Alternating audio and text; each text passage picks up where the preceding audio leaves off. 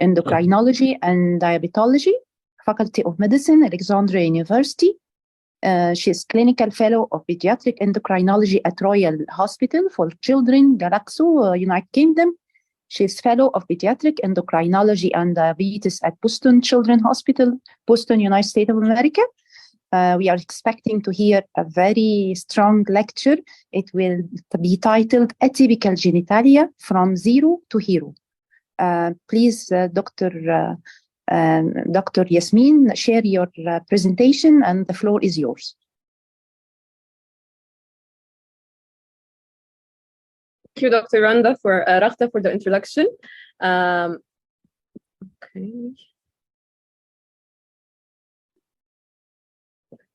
And now I will present to you my presentation about atypical genitalia from zero, from the basic, to hero. At first, when we encounter a newly born baby, the first question that we think about is it a boy or a girl?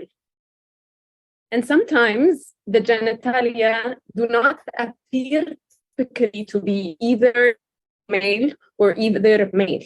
And that's when we think, is this an under-virilized male or an over-virilized female? And this is what is called atypical genitalia. The sexual development starts initially with the chromosomal sex at fertilization, whether 46XX or 46XY or other variants, followed by the gonadal sex according to the presence of testes or ovaries. Then the phenotypic sex, which includes the external genitalia and the internal genital structures. And lastly, the psychological sex, which depends according to the environmental and social factors and also hormonal factors, leading to certain male or female behavior. Initially, the human embryo is bipotential. So it means that we all have undifferentiated gonads initially. When there is an XY, when there is a Y chromosome, there is a testis determining factor or SRY gene on it, which leads to, in 6 to 7 weeks of gestation, to the formation or development of the testis. This testis secretes the anti-Mullerian hormone through the Sertoli cells, leading to Mullerian duct regression. In addition, the Leydig cells secrete testosterone, which leads to the development of the Wolffian ducts, leading to formation of the epididymis, vas deferens, and the seminal vesicles. In addition, the testosterone, through the 5-alpha reductase enzyme, is converted into the dihydrotestosterone, which leads to the virilization of the external genitalia and formation of the typical male external genitalia, including the scrotum, the penis, and the urethral meatus at the tip. On the other hand, when there's an XX chromosome, then there is no SRY gene. Hence, the undifferentiated gonad develops into an ovary. Due to the absence of anti-Mullerian hormone, the Mullerian duct develops, forming the fallopian tubes, the uterus, and the upper third of the vagina. And there is no testosterone, hence the external genitalia develops into a female, forming a clitoris, labia minora, and majora, and the vaginal arches. Not only the SRY gene is involved in the sex determination and differentiation, and there is more than 6 millimeters. This can be measured through rulers or calipers, or there is a phallometer developed by the Intersex Society of North America to measure the clitoral width and length.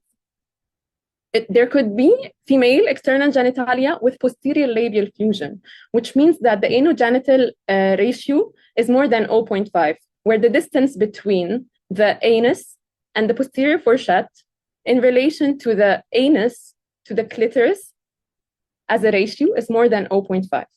Or there is typical female external genitalia with the presence of palpable gonads. So that's when we suspect a DSD in a female appearing external genitalia.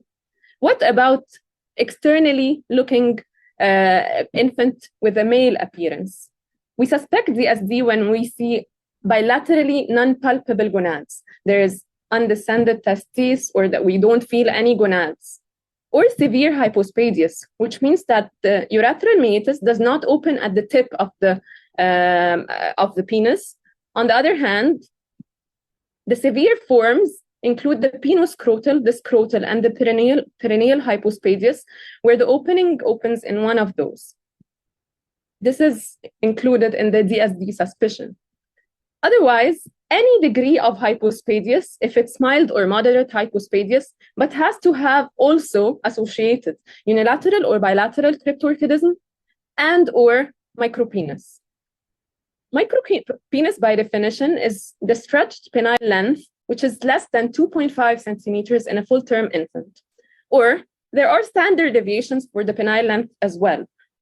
So we say micropenis when it's less than 2.5 standard deviation below the mean for age. Measuring the micropenis could be done by a tongue depressor and stretching the penis totally and measuring from the symphysis pubis. Or there are modified syringes that some people use and can measure the penile length.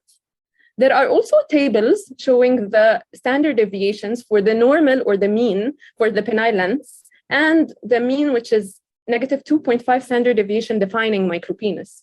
But these tables, actually, they are different because the penile length is different in different races and in different places. So we have to have like ethnic or racial differences in penile length and studies to know exactly different countries if they have different measurements.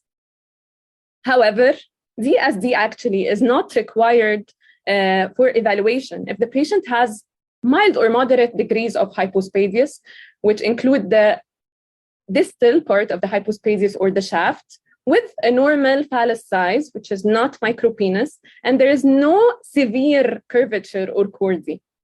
Isolated micropenis per se is not included and does not require DSD evaluation. However, we should suspect hypogonadotrophic hypogonadism in patients with isolated micropenis. And lastly, in females with atypical clitoral hood or excess skin at the clitoral area, this is not requiring DSD evaluation, and this is not DSD. To categorize DSD, it is actually categorized according to the karyotyping.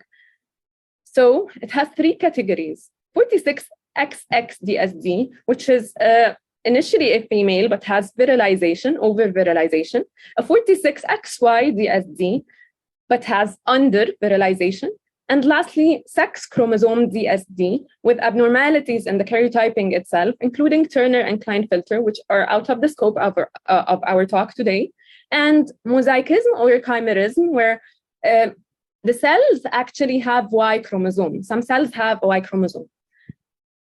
The classification of DSD in each category of the karyotyping has different causes that can be summed up into problems or disorders in the gonadal development, problems or disorders in the androgen, and there are actually unclassified disorders. Initially, I will talk about the evaluation in the clinically oriented evaluation of XX DSD. At first, we think, why is a female virilized? Then we think, why? What's the cause? Could it be, for example, androgens, excess androgens from the adrenal gland? And actually, congenital adrenal hyperplasia is the most common cause of XX DSD. Secondly, if there is testosterone produced by the gonads, if there is any testicular tissue or ovotesticular tissue, then there could be testosterone that leads to virilization in a female. The presence of gonads or testicular tissue leads to the formation of testosterone and virilization, and also the testicular tissue could have anti-Mullerian hormone, leading to absence or hypoplasia of the Mullerian structures in a female.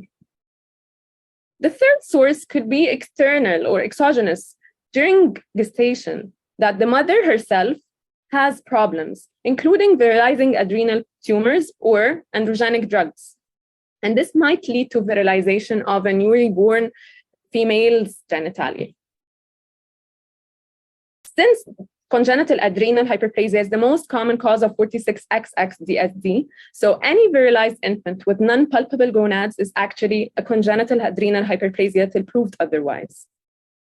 To understand the congenital adrenal hyperplasia, we have to be understanding the steroid biosynthesis pathway, which starts initially with the cholesterol, and ends by the formation of aldosterone, cortisol, and adrenal androgens. Congenital adrenal hyperplasia, the most common cause is 21-hydroxylase deficiency. So the second most common cause is 11-beta-hydroxylase deficiency. And lastly, 3-beta-hydroxysteroid dehydrogenase deficiency. All these three lead to virilization of a 46XX female. Having a block in this area of the pathway leads to decreased aldosterone and decreased cortisol and increased adrenal androgens. 21-hydroxylase deficiency, as I mentioned, is the most common. And so since the block is here, the precursor or the substrate, which is 17-hydroxyprogesterone, is significantly elevated. The types of 21-hydroxylase deficiency include classic form and non-classic form. The non-classic form is asymptomatic and mild and can present only with hirsutism or precocious puberty later on. So the classic type, which is the salt wasting type or the simple virilizing type, is the one that we are talking about right now. In congenital adrenal hyperplasia, there's hormonal alterations, including initially the decreased cortisol formation leading to hypoglycemia. And in addition, due to the decreased cortisol and the negative feedback leading to increase the ACTH, leading to adrenal hyperplasia. In addition, there is decreased aldosterone formation, leading to hyponatremia, hyperkalemia, and hypotension, which stimulates the renin-angiotensin system to try to increase the aldosterone. And lastly, there is increased androgens, and this is the cause of the virilization in female. Hence, in congenital adrenal, patients can present with salt wasting crisis, which can happen in the first 1 to 2 weeks after birth, and this is a medical emergency. So we always have to put it in mind, and when we suspect a patient with virilization or a female with virilized genitalia without non-palpable gonads, we have to check for salt wasting crisis and take a critical sample for hormones and electrolytes, treat any electrolyte disturbances, and of course, replace the hydrocortisone as a stressor. The 11-beta-hydroxylase deficiency, which is the second most common, where the block is here, and hence the deoxycorticosterone, which is the substrate, is a mineralocorticoid precursor, actually, which acts on mineralocorticoid receptors also. And therefore, those patients have hypertension and hypokalemia. After finishing the 46XX DSD, when we turn in to see the XY DSD, we think, why is this male under-virilized? Is there a problem with the testosterone or the dihydrotestosterone? Is there insufficient production or action? So seeing the pathway of secretion of testosterone, it always starts with the hypothalamus, secreting the GnRH hormone, leading to the formation of LH and FSH from the anterior pituitary, stimulating the Leydig cells in the testicles through the LH to produce testosterone. And this testosterone is converted into dihydrotestosterone through the 5-alpha reductase enzyme, which, when formed, is attached to the androgen receptors and gives us the complete action of these androgens. If there's any defect throughout this pathway, in any step of this pathway, this leads to an under-virilized male. So the causes mainly include problems with gonadal development, like hypogonadotrophic hypogonadism, gonadal dysgenesis, vanishing testicles that are not there. And in these diseases, there is decreased testosterone, and there might be decreased anti-Mullerian hormone. On the other hand, if there's a problem with the androgen synthesis, like, for example, Leydig cell hypoplasia or disorders of testosterone synthesis, or some rare forms of congenital adrenal hyperplasia, the Sertoli cell function is actually intact. So it's only a testosterone problem leading to normal secretion of anti-Mullerian hormone and inhibin B. And lastly, there is disorders that can affect the androgen action. Like we talked that there might be 5-alpha reductase deficiency leading to decreased dihydrotestosterone, which actually forms the external genitalia, or androgen insensitivity and problems with the androgen receptor itself. So even if there is testosterone and dihydrotestosterone, the androgen receptor is not functioning. And to diagnose or differentiate between those two diseases, we do testosterone dihydrotestosterone ratio. Lastly, there are unclassified causes like persistent Mullerian duct syndrome that's included in the 46XY DSD, where patients are externally male but actually have a Mullerian duct tremor. The rare forms of congenital adrenal hyperplasia actually can have underdeveloped or undervirilized male. Usually in patients with 21-hydroxylase, the males have increased penile length due to the excess androgens. But on the other hand, the other rare forms of congenital adrenal, they might have undervirilization in a male. These include enzymatic deficiencies like, for example, the cholesterol desmolase enzyme or the STAR, starting at the head of the steroid biosynthesis pathway, which leads to decreased formation of the three precursors, which are aldosterone and cortisol and androstenedione, and hence the adrenal androgens are decreased. Other disorders like 3-beta-hydroxysteroid dehydrogenase also might decrease the androstenedione. 17-alpha-hydroxylase and 17-20-lyase affect mainly the adrenal androgens and don't affect the cortisol and aldosterone. And lastly, the 17-beta-hydroxysteroid dehydrogenase type 3, there's a problem in the conversion of androstenedione to testosterone. So that's why they also have problems with the androgens and have undervirilized genitalia.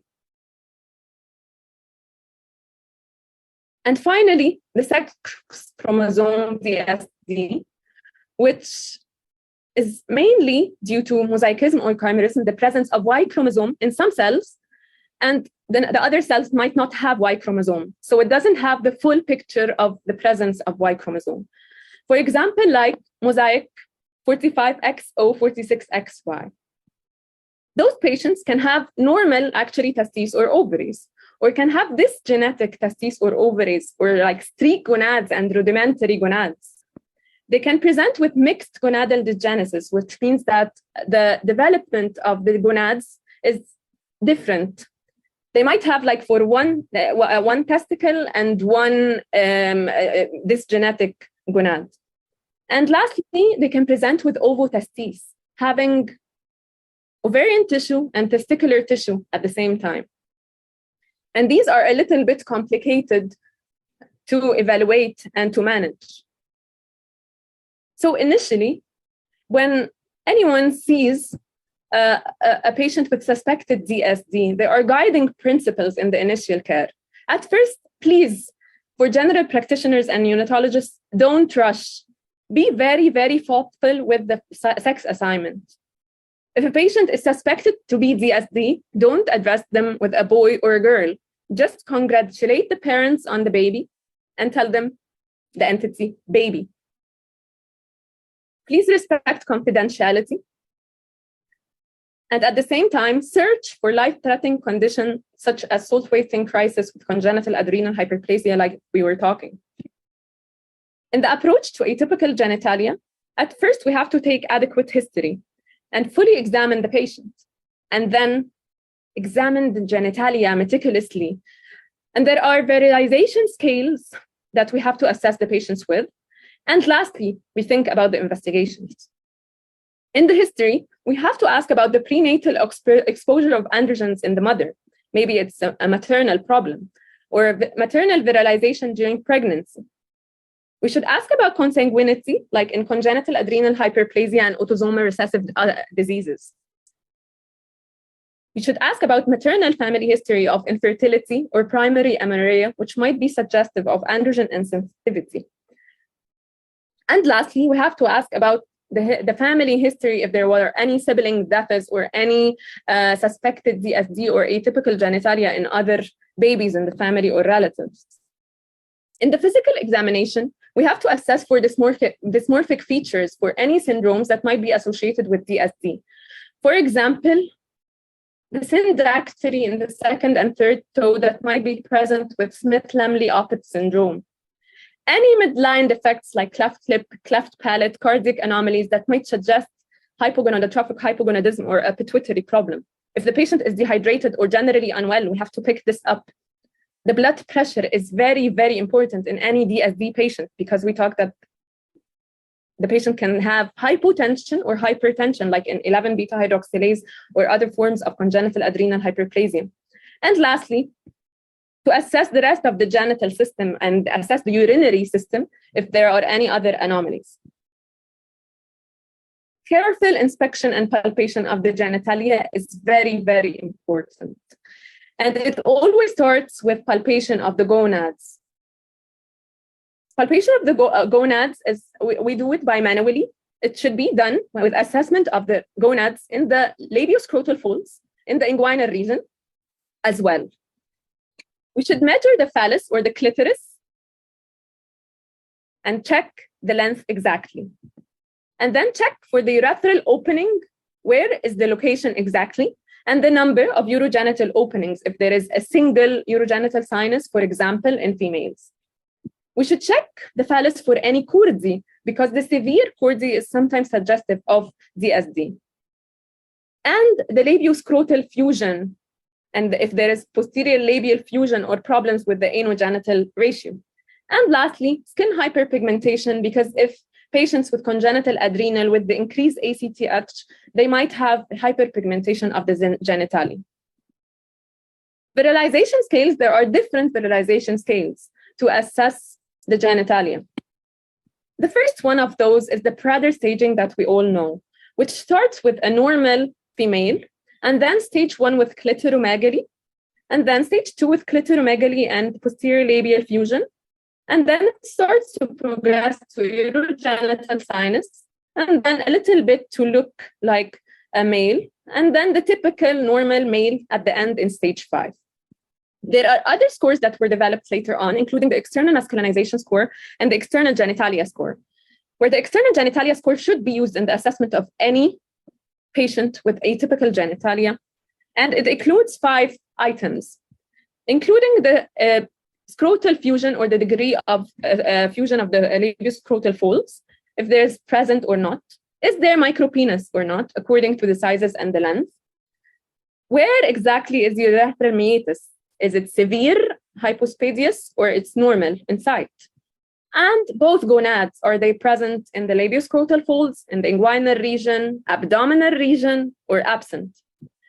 And then the score is calculated according to the sum of all these data. And we say that the patient is atypical genitalia or suspected DSD if the score is less than 10. There is the Quigley scale, which is the total opposite of the Prader staging. This is mainly for under-virilized males, like patients with androgen insensitivity syndrome.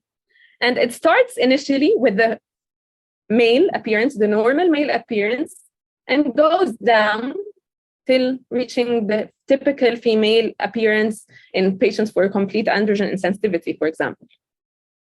Then we should think about the laboratory testing in patients with DSD. We have to do electrolytes as a baseline and follow up every 24 to 48 hours if we suspect that this patient might have congenital adrenal hyperplasia. We have to do abdominal and pelvic ultrasonography to assess the gonads and the presence of internal genitalia, whether uterus or vagina. We have to do karyotyping to assess the patients. And then in some patients, we can do adrenal steroids, including the 17-hydroxyprogesterone, to diagnose congenital adrenal hyperplasia with 21-hydroxylase deficiency. However, it shouldn't be done in the first 2 days of life.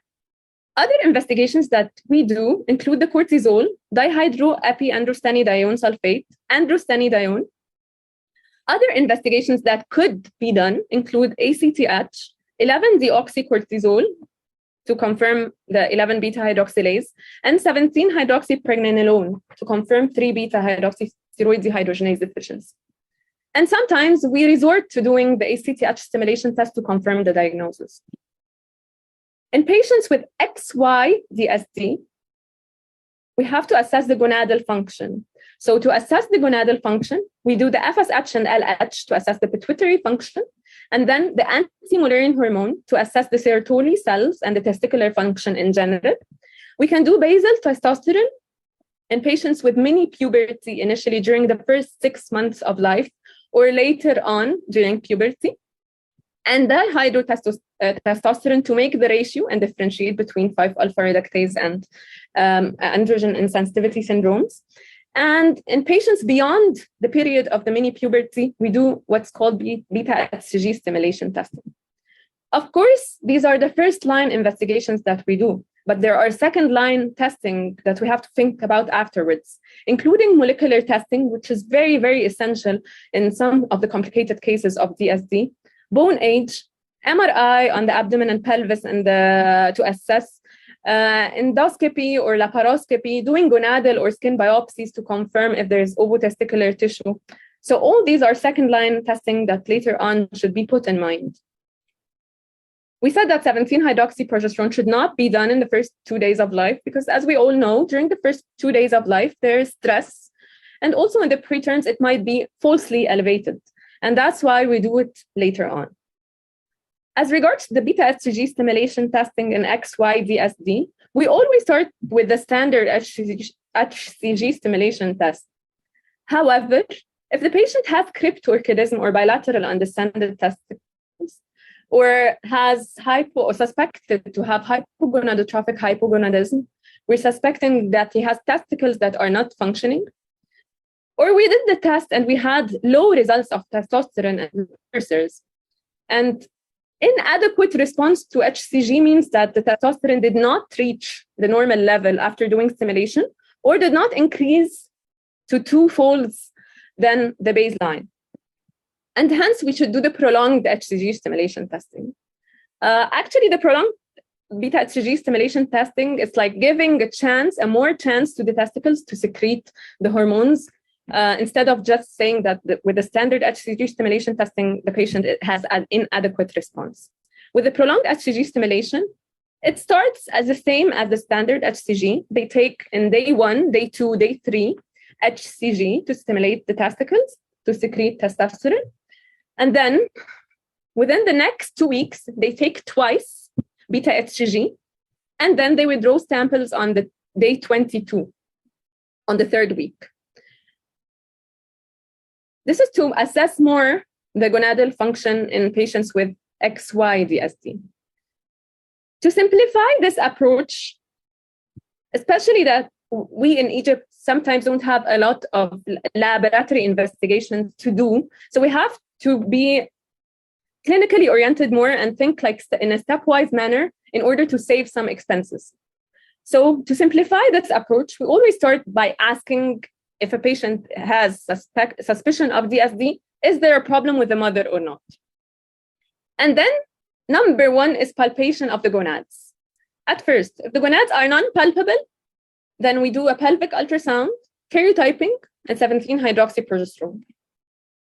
If by ultrasonography there are Mullerian structures, then we think that it could be XX-DSD.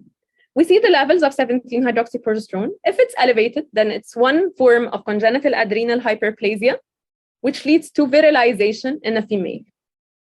If it's normal, 17-hydroxyprogesterone, then we think about other causes of virilization, including testicular DSD or ovotesticular DSD, problems like virilizing tumors or androgenic drugs in the baby or the infant himself. If the gonads are palpable from the first start, if we palpate the gonads, most probably there's a Y chromosome there. Then we see the ultrasound. If there are no Mullerian structures, we have to do testosterone and anti-Mullerian hormone to assess the Leydig cell function and the Sertoli cell function. If both are low, then this is a dysgenetic gonad that's not functioning. If the testosterone is low and the anti-Mullerian hormone is normal or increased, we have to think about problems in the testosterone itself formation, including the Leydig cell hypoplasia or the 17-hydroxysteroid dehydrogenase deficiency, affecting the conversion of androstenedione to testosterone. Or this could be one of the forms of congenital adrenal hyperplasia of the rare forms leading to undervirilization and decreased testosterone.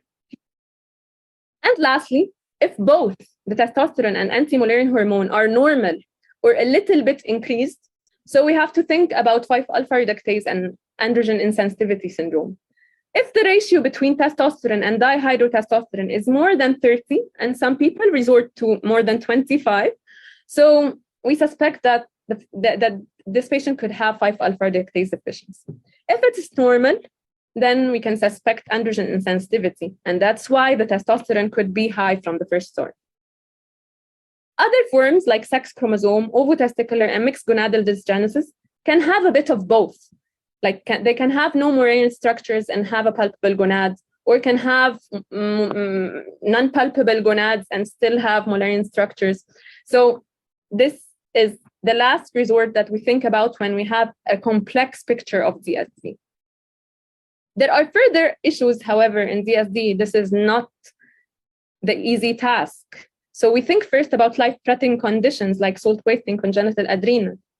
And then we think about the sex of rearing of the patient and how sometimes they already name the baby, and then we have to reassign the sex that is different from the sex of rearing. Sometimes we're asked about fertility and sexual function, and we always think about it in all of our decisions. There's also a risk of tumor development or developing a gonadoblastoma or germ cell neoplasia in situ in patients with abdominal gonads with the Y chromosome. And this risk of tumor development increases more during the late adolescent period and the young adulthood.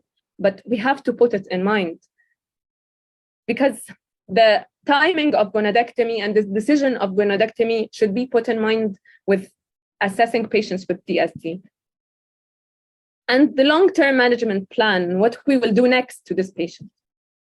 And to do all these, the management of DSD requires actually a multidisciplinary team. It's not a one-man show. It always starts with the GP and neonatologist. So that's why they have a very, very important role.